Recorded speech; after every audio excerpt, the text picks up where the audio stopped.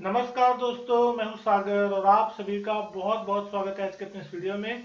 आज हम बात करने वाले हैं डिविस लैब के स्टॉक के बारे में। यहाँ पे क्वार्टरली नतीजे आते हुए दिखाई दे रहे हैं। नतीजों के बाद स्टॉक कहीं ना कहीं 7-8% की बड़ी गिरावट के साथ कामकाज कर रहा है। तो यहाँ पे हम बात करेंगे रहे किस तरीके से है नतीजे और क्या देख के आखिर बाजार यहाँ पे टूटता हुआ दिखाई दे रहा है और कौन से इंपॉर्टेंट सपोर्ट होंगे जो यहाँ पे इंपॉर्टेंट होते हुए दिखाई देंगे। रिसेंटली अगर हम देख रहे हैं लगभग 3500 के नीचे 273 रुपए गिरावट के साथ कामकाज करता हुआ दिख रहा है स्टॉक।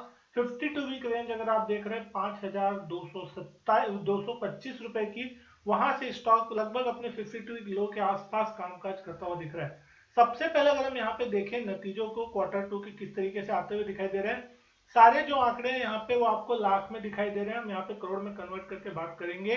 रेवेन्यू फ्रॉम ऑपरेशन का जो नंबर आता हुआ दिख रहा है वो आपको देखने मिल रहा है 1823 करोड़ रुपए का, जो कि पिछले जून क्वार्टर में 2203 करोड़ था। तो साल क्वार्टर ऑन क्वार्टर अगर हम देख रहे हैं यहाँ पे एक बड़ी गिरावट जो है रेवेन्यू में देखने मिल रही है।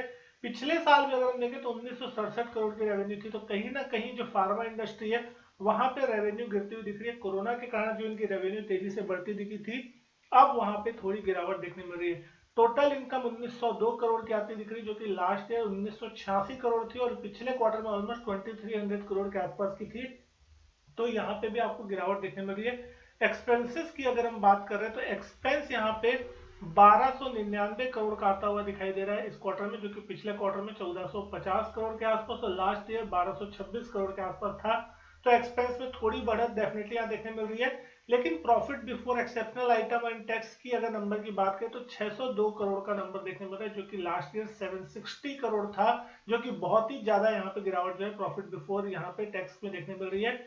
844 करोड़ का आंकड़ा पिछले जून क्वार्टर में था, तो वहां पे भी अगर देख रहे हैं तो एक बड़ी गिरावट देखने मिल रही है। प्रॉफिट बिफोर टैक्स और सारे टैक्सेस निकाल देने के बाद प्रॉफिट आफ्टर टैक्स का नंबर अगर हम यहाँ पे इस क्वार्टर का देख रहे हैं 486 करोड़ का आता हुआ दिख रहा है, जो कि 691 करोड़ पिछले जून क्वार्टर के मुकाबले बहुत ही कम यहाँ पे देखने मिल रहा है। लगभग 200 करोड़ से ज्यादा की जो गिरावट है वो यहाँ क्वार्टर ऑन क्वार्टर बेसिस पे देखने मिल रही है। 33% के आसपास का जो मुनाफा है वो बोला जा सकता है कि कम होता हुआ दिख रहा है। पिछले साल भी ये आंकड़ा अगर देखें तो 606 करोड़ के आसपास का था। तो वहां से भी स्टॉक में गिरावट देखने मिल रही है। प्राइस जो प्रॉफिटेबिलिटी है वो गिरता हुआ दिख रहा है। अगर हम बात करें बेसिक ईपीएस की क्वार्टर में तो 18.3 की आती दिख रही, जो कि लास्ट ईयर ऑलमोस्ट 23 के आसपास थी और पिछले जून क्वार्टर में 26 रुपए के आसपास चलती हुई दिखाई दे रही थी।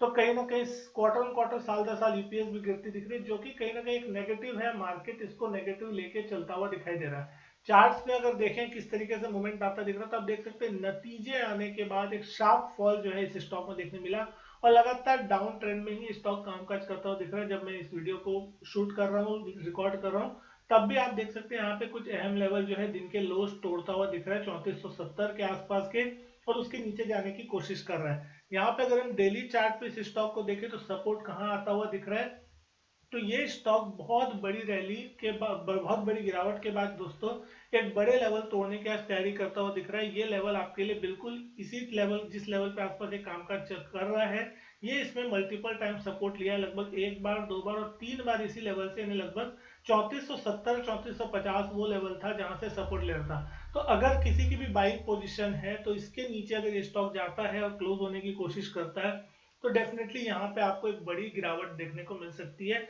ये स्टॉक लंबे समय से अगर हम देखें तो बेरिश ट्रेंड में कामकाज कर रहा है। हालांकि बहुत बड़ा आउट परफॉर्मर था ये स्टॉक कोरोना के बाद से, जिस तरीके से फार्मा सेक्टर में एक शानदार तेजी बनी थी। मल्टी बैगर रिटर्न जो थे इसने पिछले एक आध डेढ़ साल में दिए थे, लेकिन उसके बाद से कहने के ऊपरी लेवल से करेक्शन आता दिख रहा है। 5450 से गिर के लगभग 3450 3475 के लेवल पे कामकाज कर रहा है। अगर ये लेवल टूट जाते हैं तो दोस्तों जो अगला सपोर्ट होगा वो, जिसकी हम यहाँ पे बात करें 3250 3270 के रेंज तक एटलीस्ट ये स्टॉक यहाँ पे आपको गिरता दिख सकता है। कहीं ना कहीं एक बार यहाँ से 200 रुपए तक की और बड़ी गिरावट देखने मिल सकती है।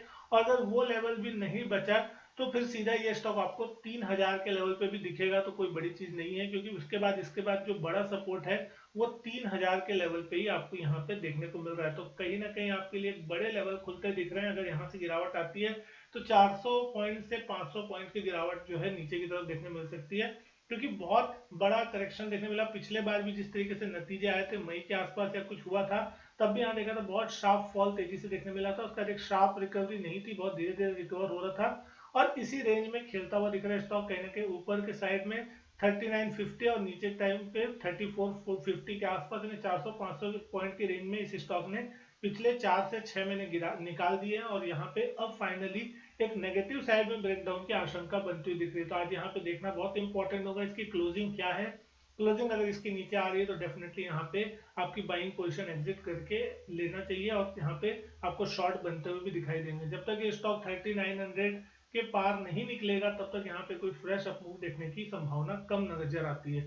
तो दोस्तों उम्मीद करता हूँ वीडियो जो है आपको पसंद आई हो। वीडियो अच्छी लगी हो तो लाइक करें, शेयर करें, चैनल सब्सक्राइब करना बिल्कुल भी ना भूलें। मैं आपसे मिलता हूँ अपने नेक्स्ट वीडियो में, तब तक के लिए goodbye and thank you.